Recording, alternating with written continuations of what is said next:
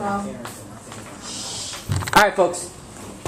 So as you know, today's the midterm review lecture. Your midterm is a week from today, November 4th. Today what we're going to do is, but by the way, does everyone have their permission slips for the midterm review session on Tuesday?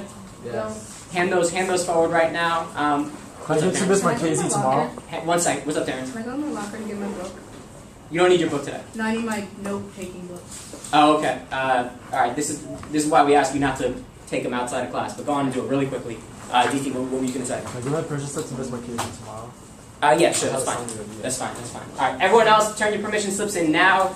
The Tuesday lecture is going to be the Tuesday midterm review session is going to be very important. So, you know, if you can make it, we'd like to see you there. Great. Okay, so, I was thinking about what the easiest way to go through this midterm review session would be. There's a lot of material that we've covered up to this point. I figured the easiest thing for you, the easiest thing for me would be just to give you the answers to the midterm ahead of time so that you all can just memorize these so that you don't have to go through the bother of studying. I don't have to go through the bother of giving you a midterm review. DT, you're smiling.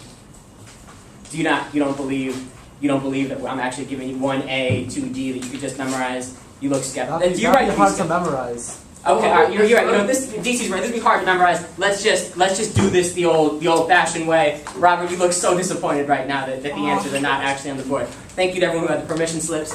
Right, we're going to do this the traditional way, which is we're going to actually go through and try and get through this material as quickly as we can. It's going to be a little bit different from what we usually do. We're not going to be doing a warm-up today.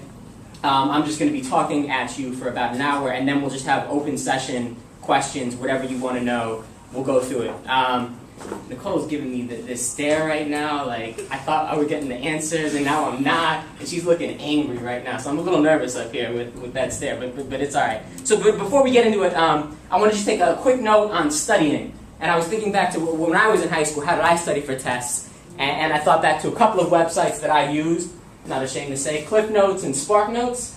But when I used these back in the Middle Ages of online study guides, they didn't have sections for the Constitution. They mostly just had literature. So I Googled this a couple days ago, and I checked, and I wanted to see have they expanded their content. And it looks like they have. It looks like both Cliff Notes and Spark Notes have sections on the Constitution, because apparently the Constitution, even though it's a very short document, isn't short enough for some people, so they've condensed it even further, right? And I noticed this one thing. You guys see here, Constitution 1781 to 1815. What are those dates?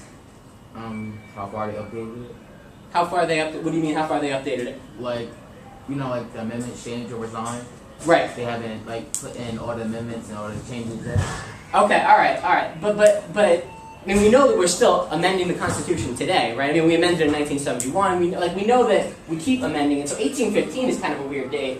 And 1781, what is 1781? Oh my God, I'll try it, right? No. I mean, it's a good guess, right? That's what it should be. That's what should be here. It says the Constitution. It should have the date that it was ratified as being the beginning date, but it doesn't. What's 1781, Leah? It's when we won the Revolution, right? The Constitution isn't going to exist, though, for another 6 years. So I'm curious, and I don't understand why they ended at 1815. I mean, we still have a Constitution, right? Otherwise, me and Mr. Wayne wouldn't have a job teaching you about the Constitution. So I'm not really sure what they're referring to here. If it were me, I would have just said 1787, which is the date that the Constitution was actually written, right? So just a warning, when you come to using these online study guides, is that they're not always reliable. One, your notes are probably a lot more tailored to the exam that you're going to be taking a week from today, but also, these online study guides maybe aren't the best source of information, given that they have these kind of strange dates and other possible errors. I didn't spend that much time looking at it. So just this is a note for when you get down and you're actually getting into the weeds of the material.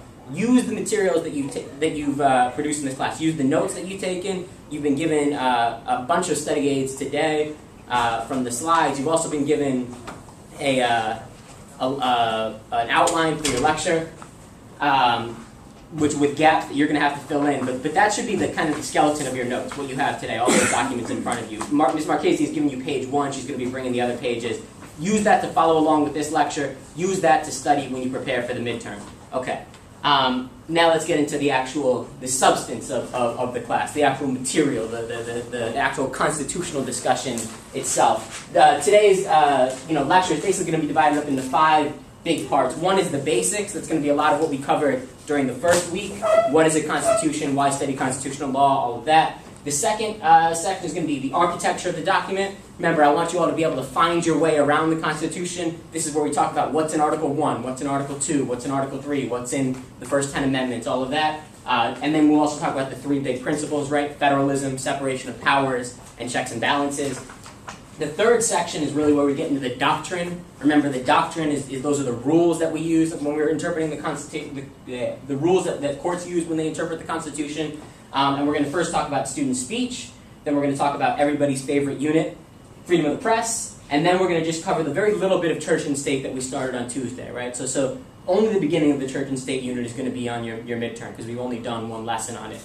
We'll be continuing church and state after the midterm. But these are the 5 sections that I want us to hit today. We're going to be going through this very fast. It's okay if you can't, if you don't remember all everything as we go through it, if you don't remember when we first went over it. The important thing is if you see something up here that you don't remember, then you know when you go home, that's what you need to focus on, that's what you need to study. It looks like here come the last few pages of your outline.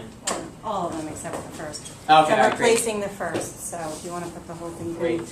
And you guys can see on the outline how there, I've left enough space for you. We're going to be following point by point, but there's enough space for you to fill in extra notes, which is what you should be doing throughout this lecture, all right? So the first section, the basics,